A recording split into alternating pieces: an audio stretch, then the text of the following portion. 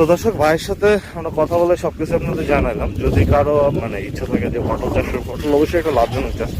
যদি কারো ইচ্ছা থাকে যে না পটলটা চাষ করতে যাচ্ছেন তো চাষ করতে পারেন। আর চাষের সুবিধার্থে আপনার লতাটা প্রয়োজন। যদি লতাটা দরকার পড়ে তাহলে আমাদের সাথে যোগাযোগ করতে পারেন, এটা ব্যবস্থা করে দেওয়া যাবে। আমরা সাধারণত হচ্ছে চাষি ভাইদের কাছ থেকে নিয়েই দিই, যেগুলো হচ্ছে ভালো ভালো জাতের পটল যাদের আছে। এটা হচ্ছে যশোরের পটল। হ্যাঁ, সারা বাংলাদেশের বিখ্যাত, এটা সবাই জানেন। তো আমরা যশোর থেকে আর কি দিব। তো যদি কারো প্রয়োজন হয় পটলের যেটা আর কি লতা, তো যোগাযোগ করতে পারেন। আর সবচেয়ে ভালো সময় হচ্ছে সামনে যে অক্টোবর নভেম্বর মাস, এই 2 মাস চাষ করলে পটলটা ভালো হবে, কারণ সেচ দিতে হবে না, হালকা বৃষ্টি হবে, তো পটলটার দ্রুত মানে গাছটা গজায় যাবে। তো এই জিনিসটা হয়তো বুঝতে পারছেন। তো আরও কিছু জানার যদি থাকে তাহলে মিস করে থাকি বা আপনাদের মিস করে কিছু প্রশ্ন হয়তো, তো আপনারা কমেন্টস করে জানাতে পারেন।